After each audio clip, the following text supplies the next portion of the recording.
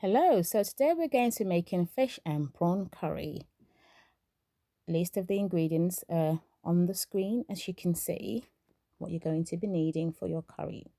So first up, we're going to saute red onions, garlic, ginger, and some scallions I found in the fridge. Scallions are also spring onions for those who don't know. So you saute that in a bit of olive oil.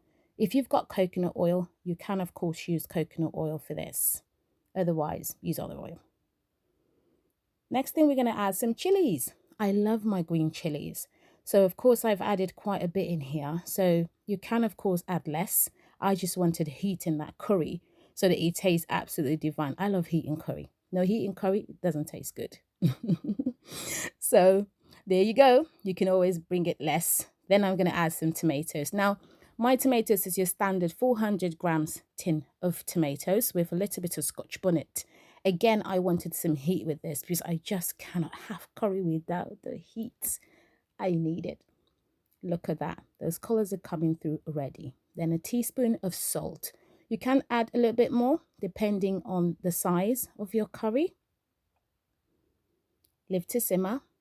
Open it up. Amazing. The flavor's already coming through. Then you put some basil. So I think I had about 4 or 5 sprigs of basil in this, followed by some dill. I love dill in fish dishes. Absolutely gorgeous dill. It complements fish dishes a lot. Then we're going to be adding a teaspoon of coriander. Great. 1 teaspoon of coriander, followed by a teaspoon of fenugreek, which again is great for fish dishes,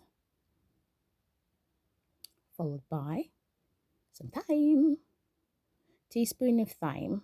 Again, I usually find teaspoons are just ideal. And then you mix it. By now you should start getting those flavors coming through beautifully. Oh wow, look at that. This is after about 5 minutes. Flavors are really coming nicely. Then now we're going to add coconut milk with some cinnamon. So I had put some cinnamon inside of it just in case you're wondering, followed by some curry powder. Again, you need about a teaspoon of curry powder. Mix it. Now you're starting to get those base coming through, your curry base really looking differently. At this point, we're going to cover it up and allow it to simmer for about 10 minutes. After 10 minutes, whoa, look at that color. And this is all because you have the coconut milk giving it that beautiful color. Now we're going to be adding some bell peppers. So I've used yellow and red bell peppers to give it some nice color to my curry. Now I'm going to add my prawns and my fish. So of course, if you have other types of seafood, you can of course add it to your curry. I personally would stick to prawn and fish, especially when I'm making it for the family. It's just okay. So I started bit by bit. Voila!